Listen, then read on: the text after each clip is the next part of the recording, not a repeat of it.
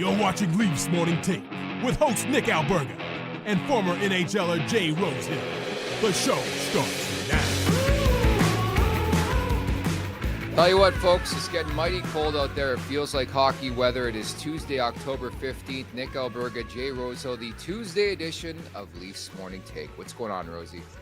Oh, don't talk about the cold and the dark and the abyss that we're going into. It's not my favorite time of year, although hockey's full crank right now, so that's the saving grace. Yeah, and that's fair. You guys get it much worse out west. I was telling producer Vic before we started this stream today that I like to wait as long as possible to turn on my heating. Well, last night I was sitting on my couch watching hockey, and I'm like, it's just way too cold. So cranked on the heating, and normally what happens when you do that, you wake up with a sore throat, stuffy nose. Exactly what happened today.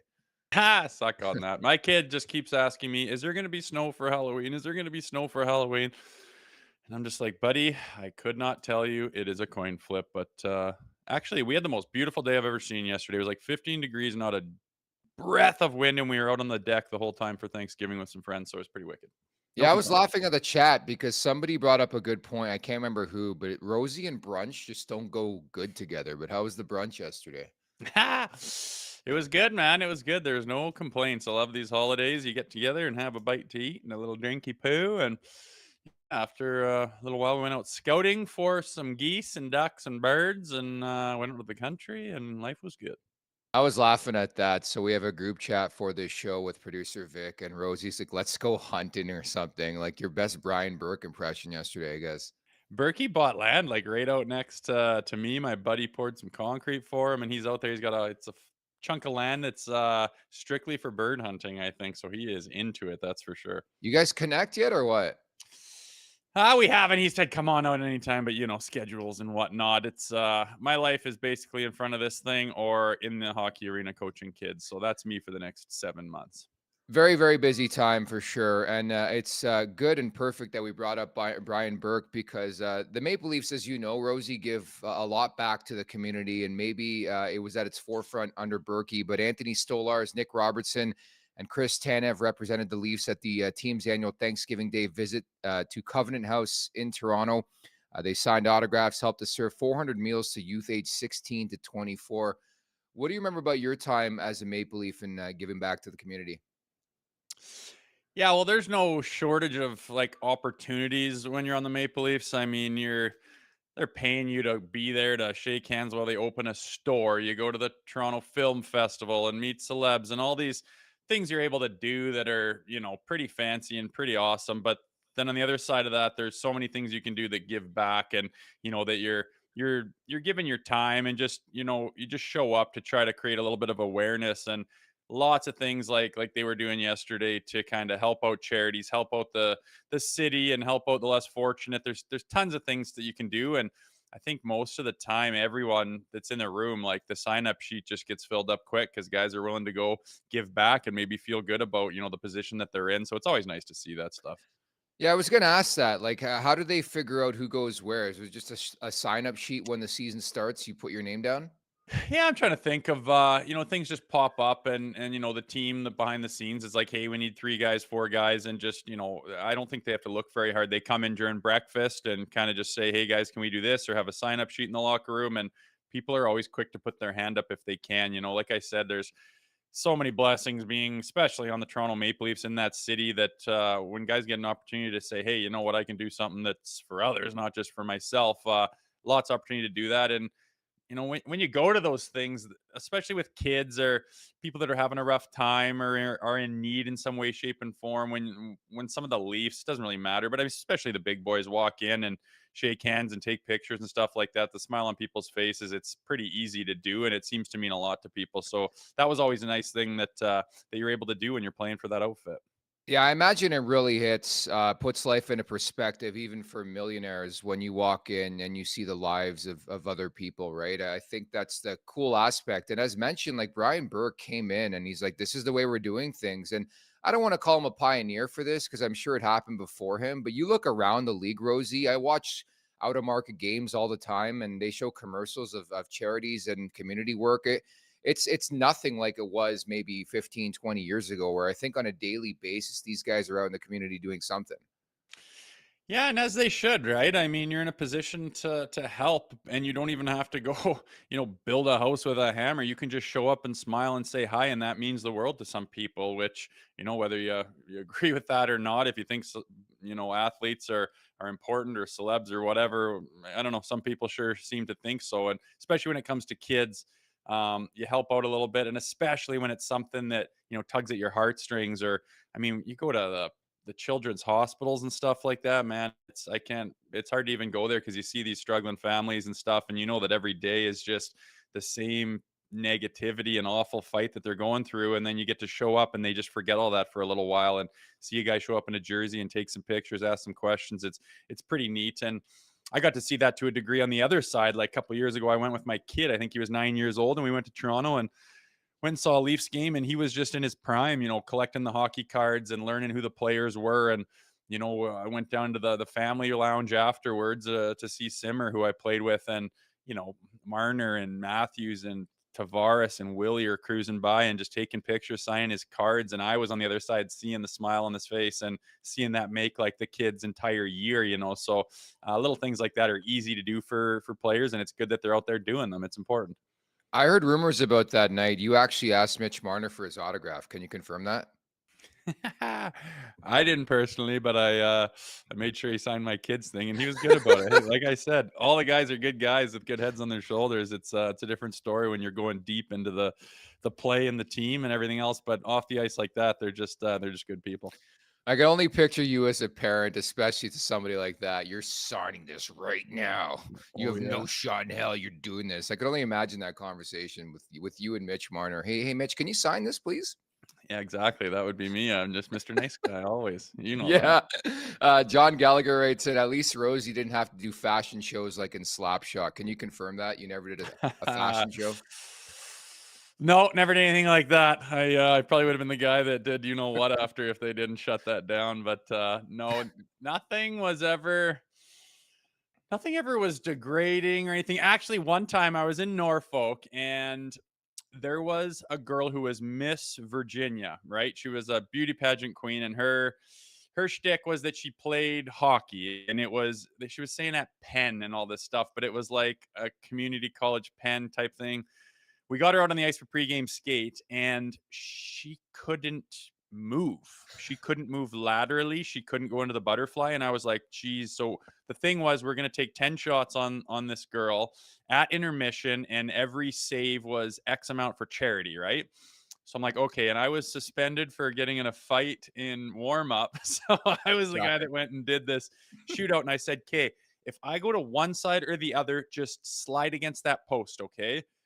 And she's like, okay, but you have to try. Like, you have to try your hardest. I don't want this to look like you're giving me any help. And I'm like, lady, I don't think you get it. Like, we have to make this look good, or you might not. Like, I have to rifle this off your pad. So first, when I go in, I go backhand all the way, and she like doesn't quite do it. And I try to slide it on her pad, and she lifts her pad up and it goes in. And I'm like, ooh, 0 for 1. Go down again. Second thing, same thing happens. So now I'm 0 for, she's 0 for 2 on the saves, and I start getting booed by the crowd. And I'm like, girl, just get your ass over to this post. And I wired a couple off the chest and pad and made it look good. But I remember thinking, this is hard because she has no clue what she's doing in net. So that was almost a time where I butchered a charity event, but I think we ended up getting her some saves. Yeah, it sounds like classic you. I think you thought some scouts are watching. Maybe you had an NHL scout watching, and you're like, you know what, I could land an NHL job if I took a couple away here.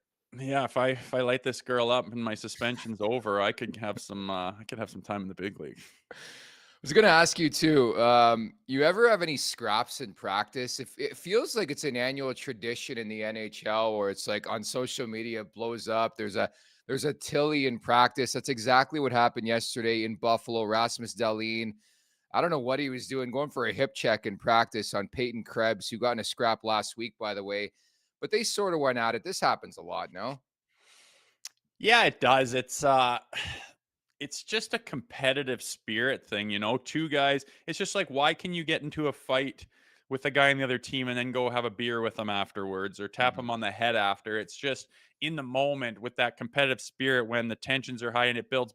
And yeah, maybe guys are having a bad week or things aren't going their way. And that just kind of adds to that level of intensity. That was pretty intense little hip check for and then he went after him. Yeah, I don't know what the story is behind the scenes, but these things do happen. It happened to me once with Mike Komisarek. Came into Toronto, and I don't think the season was going exactly how we wanted, but we were in practice and engaged in this little battle on the point, and then he kept giving me extra shots, kind of taking it out on me, and I was like, okay, settle down, Como. And then his like stick broke over me, and I literally took the broken piece and slap shotted it down to the other side of the ice. And then we looked at it, and he came at me again. So we just shed our gloves, and I was like, oh my God, this big signing D man. He had a bad shoulder. He was just coming back from injury, and now we're scrapping. And I'm like, oh, this is the last thing I need is for him to blow his shoulder out again. So I just kind of like held on, and he was yanking. He acted like my jock up to my shoulders and was reefing on me. And afterwards we had a chuckle about it. But I ended up seeing Como this year. I was down watching a golf tournament, and I heard someone yelling Rosie from across the thing. I'm down in Georgia. I couldn't believe it. And then I look over, and it's the big Clydesdale Komisarek. So we got to catch up and say hi. And I think I brought that up, and we chuckled. So it's all good. I was going to say it makes sense because I've reached out to Komisarek a couple times about coming on this podcast, and he won't do it. So I just don't think he likes you. Well, maybe I should reach out, man. I wasn't sure if we still had animosity, but he was the friendliest guy ever in the springtime. So we should circle back on that one.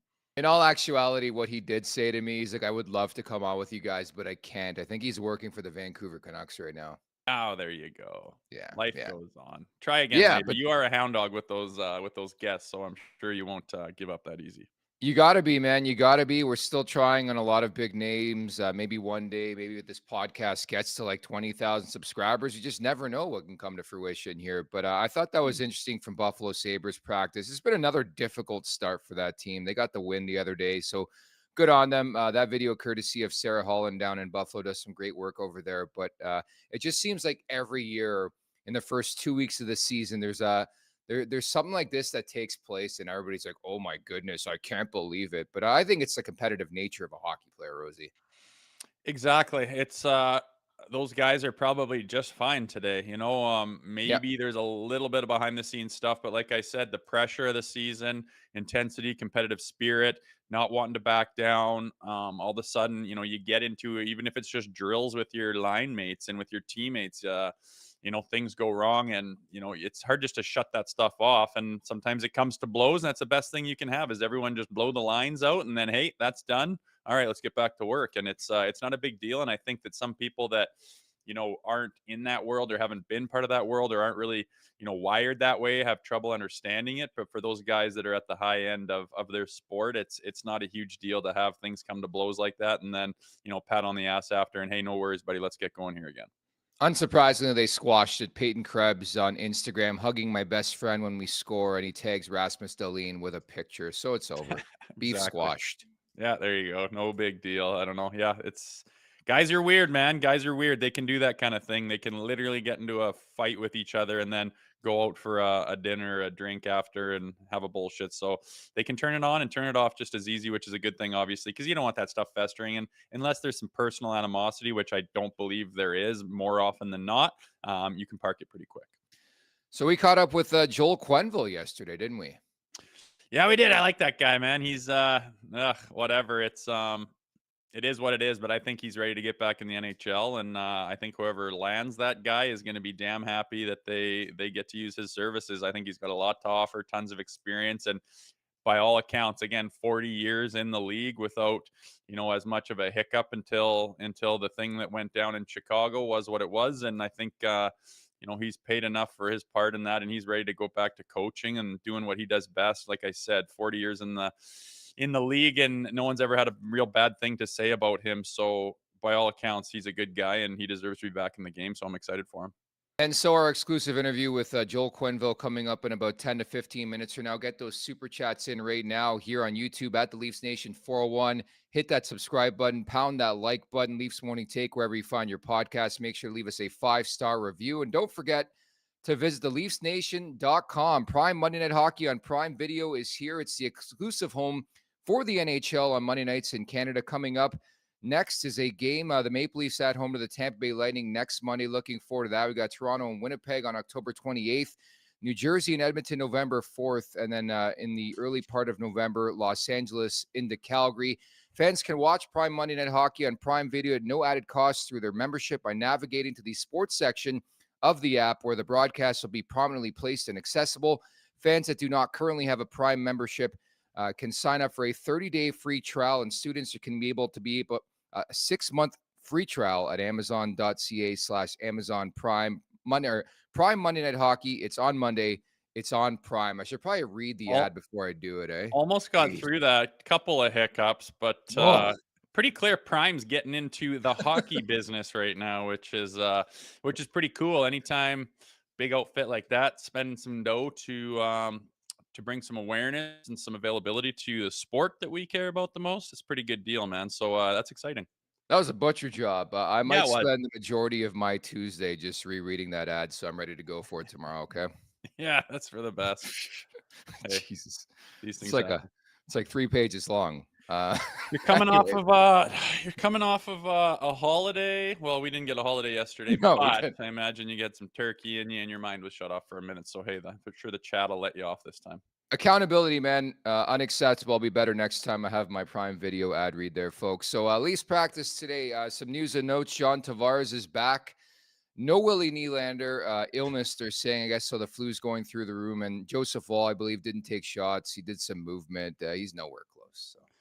Doesn't appear that way. Look, couple side to sides, no shots, get the hell off the ice. That does not seem like he will be playing. I would say circle back in another 7 days, maybe. So he'll miss the first 2 weeks of the season. That's no good. And yeah, of course, you just can't have a full healthy team or lineup at any point in the season. So why not just one guy pass his illness on to the next one? And of course, there's some of the stars on the team. So away we go with that. But is what it is. Not much you can do. Not the end of the world.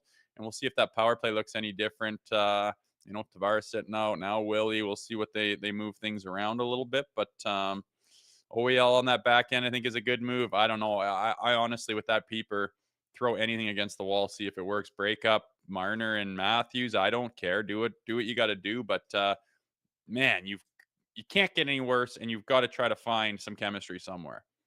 Yeah, that's the one thing I noticed from practice yesterday was the combination utilized, albeit again, no John Tavares, but PP1 included Oliver Ekman-Larsson still, but they had Nyes, Matthews, Marner, OEL, and Nylander. Do you like that formation? I mean, it looks good on paper, doesn't it? Yeah. But can they figure something out there? I mean, is it too much skill on that unit? Is there too many guys that want to be the guy? I don't know what the problem is, but my Lord, do they ever fight it? I think they're so against the grain right now. They're crossing each other up. They're not sure where it's supposed to start and where it's supposed to finish. Their breakouts aren't that great. Their entries aren't that great. When they set it up, it looks discombobulated, and they have absolutely nothing to show for it. And it absolutely killed them last year in the playoffs. So, I mean, I'm sure they understand it's a top priority, but all you can do is keep trying, man. I mean, again, I have said a million times, I am no power play specialist, but I've seen a lot of them. I've been on a lot of hockey teams, and when that thing goes stagnant, all you can do is keep working on it and keep honestly messing around with the combination of players on it until something clicks. And yeah, I would really I would just try blowing it up and spreading them out as much as possible, giving other guys a little bit of a look, and letting the big boys know, hey, this isn't a demotion or rubbing your nose in it or anything, but we just got to keep trying something until it works. And I'm sure they'll understand. I mean, they've had plenty of opportunity to get things going. It simply isn't. So just change anything you can until something sticks, man. That's all you can really do. But you'd think it's a matter of time, man, with the personnel on the thing and their abilities and their talent and their experience on power plays. Like, can you guys come together and figure this bloody thing out? This is getting ridiculous how high end you guys are supposed to be offensively, and you cannot work a simple power play like at all. It is not working. It's as bad as it could be, I think. Maybe they'll be the Joey Gallo of power plays, where they have an O for a season. I don't think Gallo had that, but he was damn dreadful. He is terrible. He struck out a lot, but 0 for 9's nothing. It's a small sample size for this league. I mean, weirdly enough, the one thing I've noticed through 3 games is Toronto's inability to draw penalties yet again. I don't know what it is. You have all these skill guys. They don't want to give them any calls. Yeah, I mean, I think every team says that. I mean, other teams like Habs fans and stuff would laugh their ass off hearing us say that, saying the Leafs fans are always complaining. But I mean, I don't think we've had too many soft opportunities where, that's nice. We got the power play to that. Didn't expect that. And, the last thing you want is to have a team that's going out there trying to draw penalties. I mean, if you're thinking and worrying about that, that's not going to fly. You don't want to start having guys flopping around and diving and embellishing. I mean, there's nothing worse. It's embarrassing to be part of that, to be honest. And I don't think Craig Berube would love that too much. But at the end of the day, you move your feet, you battle through everything you can, and eventually those penalties are going to come. And the more times that does happen, the more times that peeper has an opportunity to try and find something. But yeah, it does seem a little one-sided so far this year, with some weak ones being called against the Leafs. Sorry to say, but it's just what it looks like to me. I will say I like the thinking, getting back to the power play conversation, about having Matthew Nyes on it. And you you wonder, because I think pound for pound in terms of forwards, he's probably been Toronto's best forward in the first 3 games, outside of Steven Lorentz, of course, on that fourth line. But you wonder if they're trying to think maybe his tenacity and his forecheck and all that is infectious, and maybe they're trying to rub it upon, PP1. That's my thinking. But I think if you talk about players who have earned the promotion, him and OEL atop my charts right now. Yeah, for sure. And that's you got to give the guys that are clicking and making it work, and putting in the effort and doing what they can to produce. They should be rewarded for that. And again, it's not about disciplining guys or yanking them off or taking away their opportunities. It's just, if the thing's not clicking and you've gone over it again and it's not clicking. And I wouldn't be this, maybe harsh on it if it wasn't so horrendous in the playoffs last year, and now 0 for 9, not the end of the world. But I mean, you look at what it is, and it's a problem. It is a problem. That team should not have power play problems, and they absolutely have power play problems. So any way you slice it, give the guys that are working and that are getting, something towards opportunities for them, keep them in there. And other than that, mix it up as much as you can until something finally, the levee's going to break, and it's going to happen. And it's just a matter of time, you would think. But, what opportunities are you going to give yourself to allow that to happen? I think you just got to keep mixing it up and trying different things and changing things until something clicks. Can you count on one hand how many reps you got in an NHL power play in your career? Ooh, if I don't even remember if I have, maybe just Really? at the very end to stand Not net even a front net or front something. thing, eh? Maybe, but I mean, it would have been a absolute flash in the pan while things were going wrong. I mean, there's not a lot of times where they wanted me in the front being part of the entry and the breakout and stuff like that. Let's just be honest. So other leagues, I had lots of opportunity, and yeah, I mean, you just kind of you get your entry, retrieve that puck, get it in the hands of the big boys, and then get in front of the net, be big, take away the eyes, spin around, try to bang in some loose ones, deflections, tips, whatever. That's all you can do in my boat. But I don't think that's their problem right now. They need to find some more seams. They need to figure out what their finishing points are. They need to have a couple of different options that they can go to, that everyone's on the same page and they know what that is. And if they can spread out the defenders enough and open up one of those opportunities, boom. And with the personnel on there, they should have more than a couple looks. Sometimes you just got your one weapon, your one-timer over there, and they try to take away Stamkos, they try to take away Ovechkin, fine. But these guys should have a couple of different looks, whether, it's nice guy creating space, obviously Austin Matthews, or Willie's there, Mitch is capable. Like, come on, boys, like, figure something out there. You're all capable. Something's got to give here. It's just, for this outfit, I just don't think it's acceptable to be this lost on a power play for those players that are very offensively gifted. The one thing for me that really has stood out, and again, 9 power plays so far, is like the lack of urgency, which we've seen in bits and pieces of the game in general with this Leafs team. But for some reason, it's translating to the power play where there's no urgency. It's like, when you don't have the puck on the power play, you're just assuming you're going to get that puck back. And sometimes you have to work to get that puck back. And when you get like strong PK units, and they faced a couple thus far, you don't get that puck back. And I think that in lies the battle, is the tenacity and the wherewithal to get that puck back to begin with. Like, there's no urgency to them right now. Yeah, I can kind of see what you mean. Sometimes the team has that look, and the players kind of have that.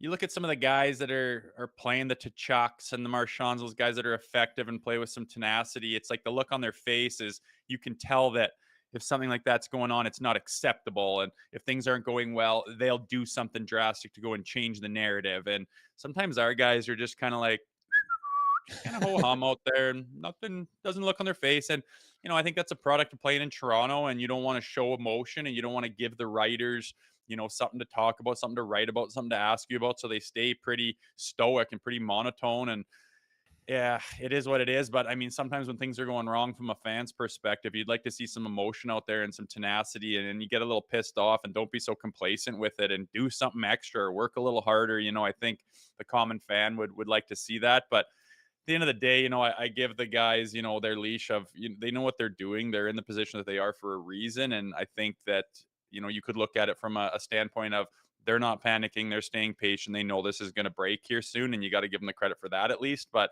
yeah, there's times where it's like, can you get some urgency in your bloody game here? Because this isn't good enough. And it doesn't seem like you're on the same page as all the fans yelling at the TV.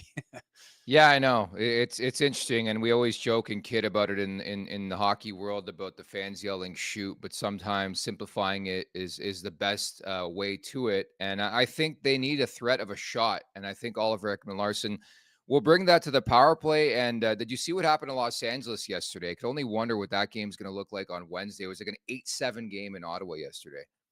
Oh, high scoring affair. Yeah. We're seeing that more and more, man. I mean, I remember I guess it would have been that '05 lockout.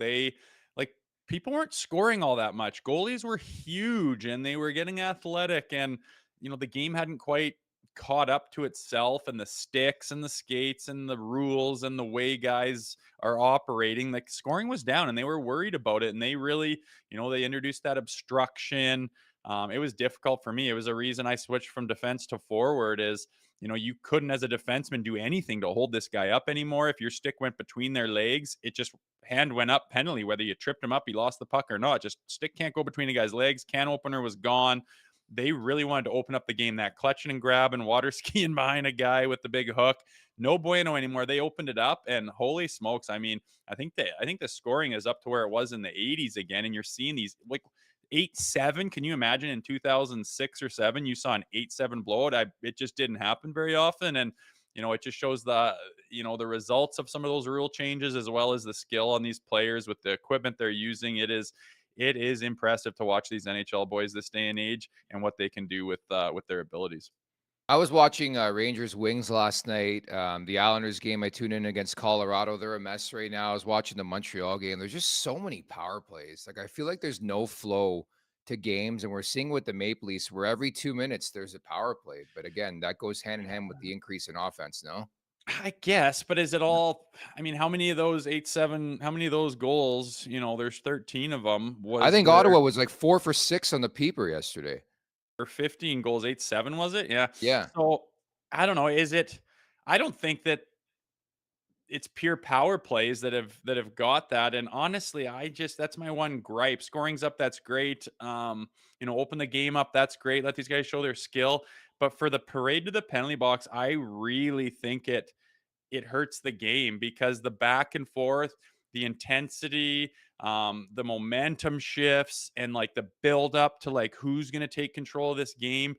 It's palpable on TV. And you're like, here we go. Oh, another chance. Oh, and it seems like you don't get that anymore. It's like as soon as you feel that a little bit, tweet, everyone stop. TV timeout. We're gonna do a little power play here, and it's not exciting to me. I think I've said that before, but I would really like them to put the whistle away. Why do you think playoff hockey is so awesome? It's just that back and forth of intensity and teams jockeying for position and for control of the game. It's fantastic. And you can feel that. It's exciting. And that's when tempers flare and, the pot boils over, and you get to see some intense competition out there. But every time that starts to happen, the whistle comes out and it just grinds the game to a halt. I personally really dislike it. I don't think there's much of an appetite to change it from what I see from the NHL's perspective. 15 goals scored in that game. It was 8-7 Ottawa and OT. Josh Norris, the winner. Guess how many power play goals of the 15? 3? 7. Oh, that's a lot. LA Yeah. 3 for 5. Ottawa 4 for 6 on the power play. Yeah. So, just about half of them are. Yeah. I don't know. I didn't watch that game, but I just know that the more time the whistle goes and it's a power play, it just kind of takes away from the back and forth of the game, and kind of takes away the flow of it, to be honest with you. If only the Leafs had 6 power play opportunities to work on that terrible power True. play, maybe they'd be somewhere right now. We've only had 9 in 3 games, hey? Yes. That's about average, isn't it? How many do you want? I don't want I don't want anyone to have any more than that. That's plenty. If you're spreading it out even, You got 3 a game. The other guys have 3 a game. I mean, that's enough time right there to be sitting watching the loop-de-shoot, big drop pass bullshit. I just don't find the power plays all that exciting, whether they score or not. I think there's nothing better than back and forth, beautiful, passing play setup, whatever, 5-on-5 goal. I think that's better to watch in my opinion, but maybe I'm in the minority there. I'm not sure. I was going to say earlier on, in the prime of your career, I think you would have been a perfect candidate to take that drop pass. The floating drop pass that the Leafs loved last year and the years before. That'd be you. You think so?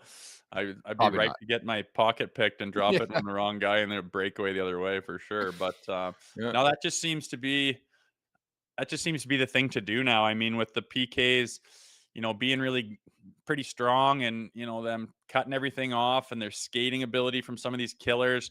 The key is, bring them to their blue line, back them way off, force them with some speed to honor that, and then catch them flat-footed, drop the puck back, and now there's a huge gap in front of those guys. It gives you the ice you need to make those entries. It's not really. I mean, it's probably better than the dump and chase and the rimming it and wrapping it like they used to do, which I don't know. I think these guys know what they're doing, and there's a reason almost every team's adopted that drop pass entry on the power play. It's because it's effective and it works this day and age.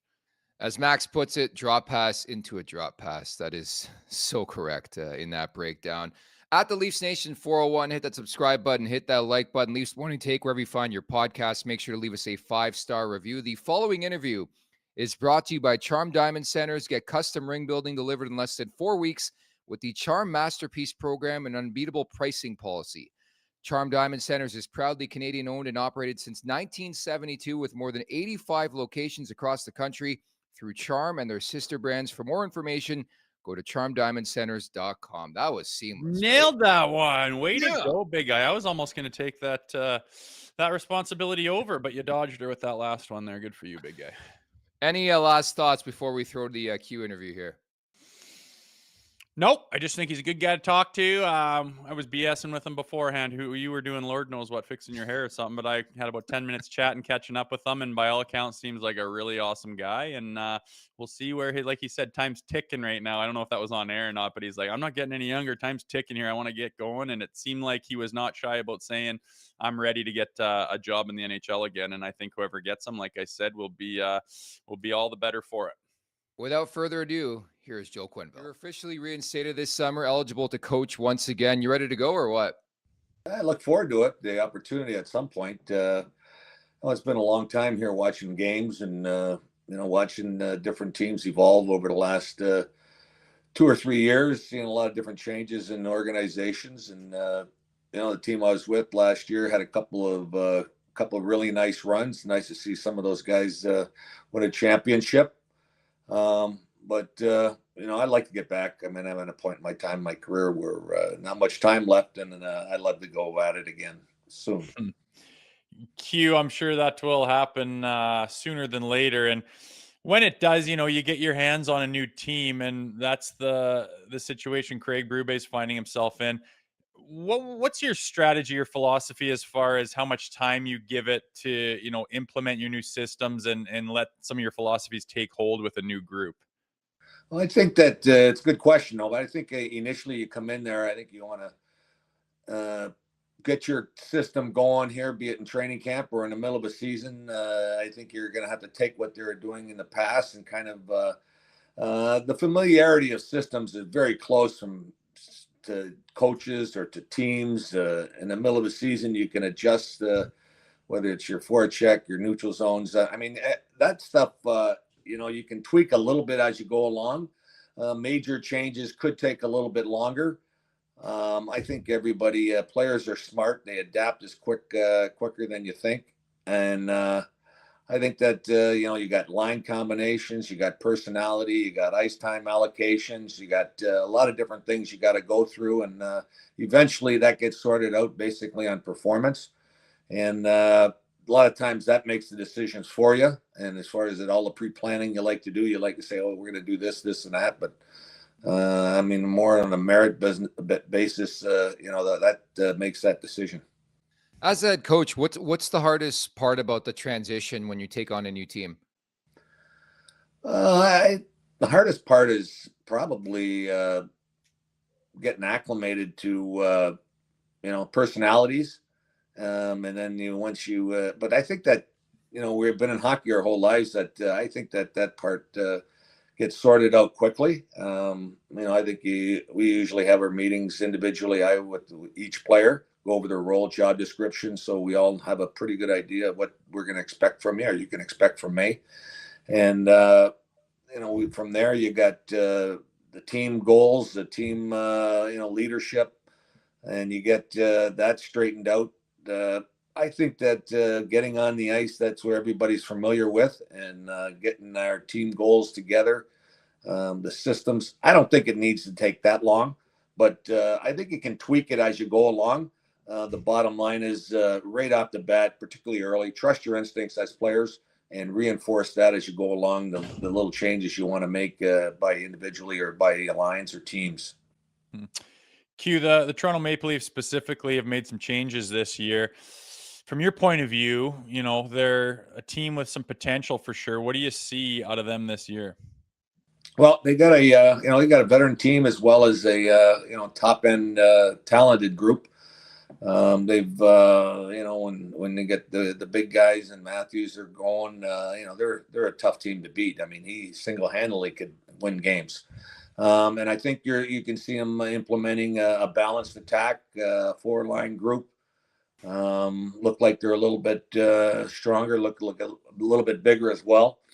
Their goalies have gotten off to big starts as far as they're big goalies, and they've both had a couple of strong games.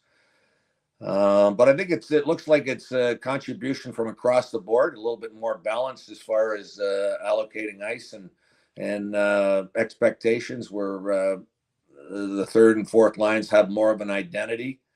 And but I think that's all about making everybody's contribution important to the team and gets noticed, and it can really galvanize a team as you go along in the season. Q, if there's someone who knows what it takes to get the job done, I referenced it, 3 Stanley Cups in your career thus far. Do you think the Leafs currently constructed, have what it takes to take that next step to potentially win a cup? Like, do you view them as a contender right now? Oh, yeah, absolutely. You look at the balance that they have now. I think there's a little more personality on the back end defensively. I think when I say that, they're a little bit more physical. They're a little bit harder to play against, and I think that that's going to help that consistency of being defensively reliable all year long.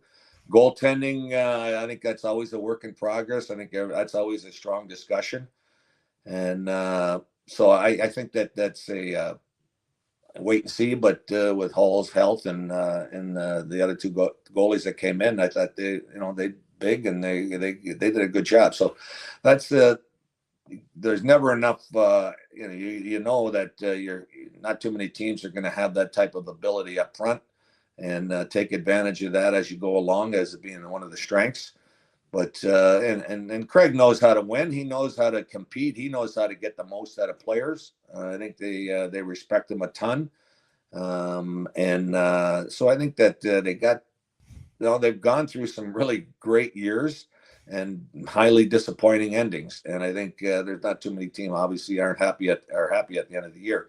But I think that should be incentivizing the whole group that hey, nothing's more important than how we play in the playoffs, but still got to get there. And I think that'll be motivate them over the course of the season. Yeah, you mentioned the goaltenders there. Joseph Woll, I think the expectations are high. He can be a high quality goaltender. The injuries and the proneness to injuries has kind of been his knock. And lo and behold, before the puck even drops, he goes down. How frustrating is that for a coach? And is there anything you do behind the scenes as far as, treating Anthony Stolarz differently? What's your approach to that when you're running into those issues? Well, goalies are, the nice thing is now we have a goalie coach, and I think that rapport is paramount as far as dealing with them individually. I let the goalie coach, no matter who we've had, I've had many of them, that they're one-on-one working with them. I rely on that. I don't go near them technically and any stuff like that. As a coach to a goalie, I make them and try to incentivize them knowing that, hey, this is what we expect at the beginning of the season. You're going to play X and X, but hey, things change. Performance is going to sometimes comes into play. So we try to do it that way. And, you got a young goalie here and whether he's hurt or he's not hurt, I think that, you kind of got a fair idea at the start of the year, but the goalie coach to me, that communication that they have. But there'll be no surprises as you go along when you tell them basically what you expect at the beginning of the year, and you reinforce it regularly as a coach. But the ongoing daily stuff with the goalie coach, I think that really keeps the goalie in the right place. In general, Q, what's your stance on the crease? Because I think it's become so volatile. Like, for example, somebody coaching Sergei Bobrovsky for a long period of time, people are like, oh, crap, that contract was an albatross. Then he wins the cup, and like the narrative around him is so different. Now we're hearing whispers and rumors that Igor Shesterkin could sign a deal that pays him $12 million per season. Do you have like a stance on paying goalies and how you like your goalies? When it comes to pay, I kind of stay away from all that stuff. I think that the managers and whether it's players or managers or personnel, it's a thing that I don't care how much they make. I know that's always a part of when you do the math. At the end of the day, it's part of your team. But I think goalies, you got to have a good goalie, and goaltending is so important. You can always say at the end of the year, the best goalie has a great chance of winning the championship, or the hottest goalie that playoff run usually wins. And I look back to when we won the championships, the best goalie in the series those series won. So I think that it has a lot to do with it. I can't say enough how the importance of goaltending means to your team. Q, it's no secret the Toronto Maple Leafs power play is struggling like crazy. It was abysmal in the playoffs, and they've started off much to the same this season. In all your experience, you've seen it all. What do you do when something's running as dry as the Maple Leafs power play is right now? Well, you can try to change things up, and you look at last year Pittsburgh. You bring in the defenseman from San Jose, and all of a sudden they're expecting the greatest power play in the world. And so I always find that when things are going bad on the power play, I always say it's political. Like you got your group that's who's on the power play, how much time are they allowed on the power play, who's got to touch it last before you shoot it or pass it. And so that that comes to be a little bit stale over time. And just trying to change that up a little bit so that predictability or that expectation that you're going to get and rewarded in that area, and then you might have to take that away or not. But it's the players know how to do it and how to run it. Sometimes just trying to run some drills there before. When I say drills, some dry runs on what they're trying to do on the different routes. I think simplifying is always a good answer. Shoot the puck. Don't have to be fancy when it goes stale. Be greasy. Be relentless like the penalty killers are going to be. And if you start out working them, sometimes you get some ugly goals. Something to do to change the momentum of it because that mindset is not healthy for their team and costs hockey games. But over the course of the season, it's going to be ugly for stretches or games. And just working on it and keeping positive on the outlook of it, and it'll always come around. Of course, you're fortunate enough to have Duncan Keith run your power play for a significant amount of time. I think with the Leafs power play, I think they're lacking a shooting threat, and Oliver Ekman-Larsson takes over for Morgan Rielly on PP1. But we brought this convo up last week, how I specifically would like them to spread the wealth between the two units because they've actively been more open to playing PP2 as opposed to the pass. How would you play it? I mean, do you think it makes sense to maybe split the big boys up between the two units? I think every team's different as far as how's the second unit look to the first. But I think that, when they're out there, whether it's a minute or a minute and a half, I still think that the top unit's got to get at least a minute. And then you could argue whether you're going to be out there 150 like an OV or do you want just a strict minute? But I think that we always try to do that at the beginning of the year and give everybody kind of a fair shot to see if we can get two units going. And then sometimes the second unit gets hot and you play them first, and that really gets everybody wound up. And that's all part of it. But I think that sometimes it's a healthy type of competition to have. And but the top players today, they're I don't want to say they're demanding or expecting, but you got to make sure that these guys are happy. Q, when we talk about Mitch Marner, he's a polarizing character on this roster, no question, with opinions all across the board as far as his value and place on this team. As a head coach, does having a guy like him in limbo, does that bother you? Would you rather have him locked up, or does that kind of thing even matter to you as a head coach? No, it doesn't matter. I try to stay away from those individual needs. I know that some guys are in that contract driven year, and they're they play their best hockey. Some guys can't handle it as well. You got a whole team every year. You're going to have 2 or 3 or 4 guys in a different place. So, you can't really worry about that stuff. I think that the managers or their agents have a lot to do with sorting that stuff out, and the players should be, try to stay away with that thinking going into a game that's going to be on your mind. The simpler that part of it, and stay away from bringing that part into the dressing room, is going to be healthier for your team. But every year you got different guys that are going to be in that situation or something similar to that. And, just have a positive outlook as a player. It should incentivize you to be consistent and show that, hey, that's only going to help you down the road as well as you play. What do you make of this whole trial run and then stops and starts with Willie Nylander? It happened last year, trying him at center, lasted 2 games, and they tried it again here in training camp, lasted 2 games. Do you think it's the last we see of it? Why do you think there's been so many stops and starts with it? I'm not afraid of trying things differently. I mean, there's nothing wrong with having more guys that can take faceoffs or play the center position. If you have 2 guys on every line that are comfortable playing center, I think that's healthier down the road, and whether a need basis or a situation in a faceoff or somebody gets thrown out. I think everybody has different priorities as far as when you look at making up lines. And I think that your personnel dictates making those decisions. But when we do try different things, I'm one that doesn't like to stick with it too long. If it's not working, we'll try something else. And there's nothing wrong with going back to it and giving it another shot. Ryan Reeves on this team, it's going to be interesting, in my opinion, to see how he's deployed under Craig Berube. What's your philosophy with a player like that in this day and age?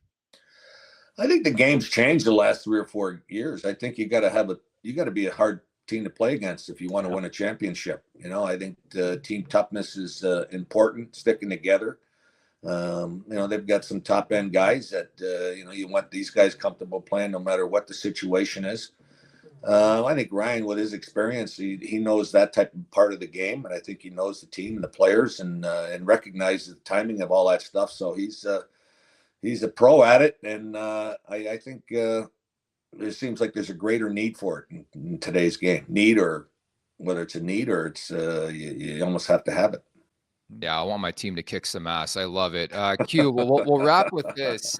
Your day-to-day operations, you're reinstated. What are you looking for in your next coaching job?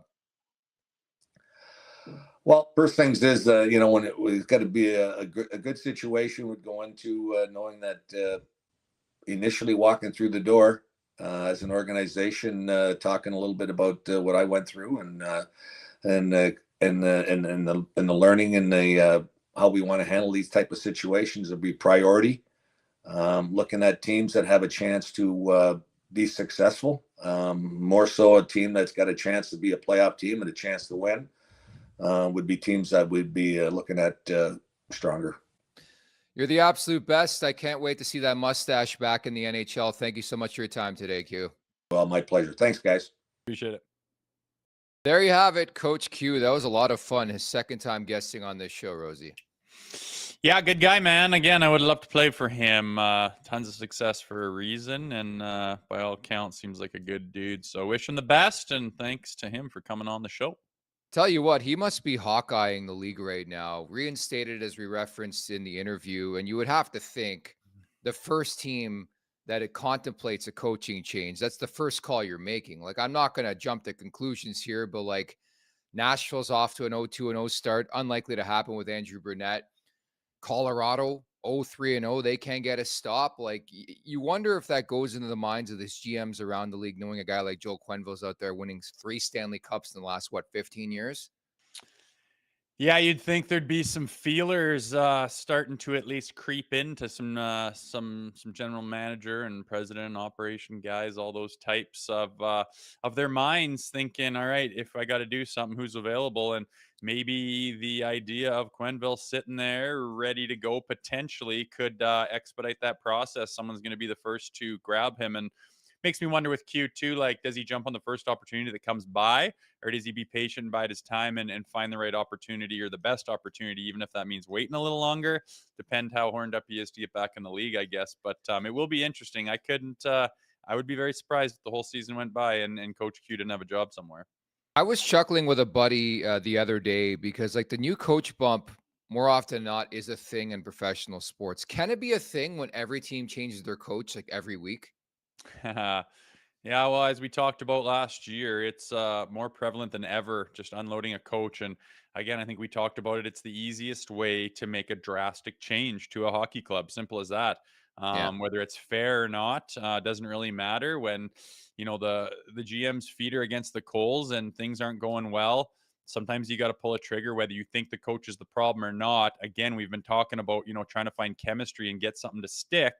Oftentimes, if you run into a rut and you're stagnant and you just can't seem to get things moving with everyone on the same page, quickest and easiest way is to can a coach, bring another guy in, see if that stirs things up. And tough time to be a coach as much as ever with the turnover that there is in that league. It's crazy. What has there been, like 18 different coaching changes in the last like year and a half alone? Like, it's pretty wild. Ralph J, Yeah. thank you so much for the super chat here on the show. Any chance he goes to the Oilers with Bowman again? 3 cups speaks lots for themselves. That would be wild if Chris Knobloch takes him to Game 7 of the Cup final and he's replaced. I know it's 3 games in, but the Oilers look really, really lost so far. Yeah, I know. I think I did. I'm gonna have to roll the tape because I said I don't know about these Oilers. I was watching the preseason, predictions and whatnot on all the different shows, and like across the board, everyone's got like the Oilers as the unanimous favorite to win the cup, and I'm kind of like, they're pretty volatile team. They can be a Yeah. yo-yo. They can be inconsistent, and I'm sorry, but the goaltending and the defense that you got last year in the playoffs was kind of like a magical thing that I don't think you can just automatically assume that's going to happen again. And if Skinner's your guy or not, well, we'll see. But yeah, they're off to another horrendous start, and I don't think anyone in Edmonton is as happy as they were a few months back. That's for sure. A little pissed off over there right now. It's time for the last call, brought to you by Bet365. Open an account with Bet365 today and bet in a huge range of markets. So whatever the sport, whatever the moment, it's never ordinary at Bet365. So a ton of NHL games for the most part today. There's one play that really sticks out for me. By the way, I got to give you props for your call yesterday. I know we went toe-to-toe. You had Florida, I had Boston, and the Panthers without Matthew Tkachuk and Sasha Barkov go into the Garden and win that game. So kudos to you. But I'm looking at that very same Panthers team. They're on the road, the Columbus Blue Jackets. It's going to be a very emotional home opener for that franchise, and they're going to play for Johnny Gaudreau. Not to say they don't play every game, but I think this one's extra important. So I'm going to take Columbus at plus money on home ice against the Florida Panthers, who are going to be in the back-to-back tonight. Hey, I don't mind that. I don't mind that at all. I'm kind of a little bit jazzed up on underdogs myself right now, and yeah, that's the reason that the Blue Jackets could be rocking for sure. I have jumped on the Chicago Blackhawks Okay. in regulation against the Calgary Flames. Calgary's off to a hot start. Huberdeau is doing some good things. It's kind of surprised everyone. I think they're going to kind of come back to reality a little bit, and the pizzazz of what's up and coming there in Chicago at plus 200 to win in regulation. I think the Flames might come down to earth, so I'm going to make that play, which is a bit of a long shot as well. But I'm liking those big plus monies, like my plus 190 yesterday with the Florida Panthers. Hey, my buddy Mark Pendleton, who is pretty much unofficially the captain of my beer league team, says love that play, Rosie. So he's all Yeah, over baby. Chicago. I like a Connor Bedard anytime goal tonight. I'll piggyback with both you guys. I know. I just don't think there's any value in it. It's tough to have one guy. I mean, he's bloody good, but I don't know. I don't know. I always go to what I just think's going to happen in the game rather than really get deep into the weeds. I leave that for you. Thank you. I appreciate that. So we'll leave that for today and come back tomorrow, and we get to preview another game. So game 2 of this 4-game homestand, the Leafs at home to the Los Angeles Kings. Tell you right now, I'm probably leaning towards the under in that game because LA just got in a crazy barn burner with the Ottawa Senators, and the Leafs, I think, are more than happy to play that defensive-minded game. Now, naturally, I say that there's going to be 28 goals scored in that game, but looking forward to teeing up Leafs and Kings tomorrow with you, Rosie. Yeah, that'll be nice. That'll be nice. Good to get back in action. I'm, interested to see what the goaltending situation looks like. Are they going to play Stoli twice this week? We will see, man. But an opportunity as well for that power play to get rocking too. So fingers crossed for that. Yes, that's the important aspect of that game as well. We'll go over some of the configurations from practice. We'll talk about Timothy Liljegren coming up tomorrow. Many thanks to Joel Quenneville for spending some time with us on Monday. Everybody in the chat, you guys were great as per usual at the Leafs Nation 4-1. Here on YouTube, hit that subscribe button, hit that like button, Leafs Morning Take wherever you find your podcast. Make sure to leave us a 5-star review. And don't forget to visit theleafsnation.com. Many thanks to producer Vic. For Jay Rosehill, I'm Nick Alberga. We'll talk on Wednesday. Take care. Make sure to check out more of our content right here on the Leafs Nation YouTube page. We got long-form interviews, we got clips, we got epic rants by Jay Rosehill. We simply have it all. And don't forget, you can find out much more at theleafsnation.com. Thanks so much for watching.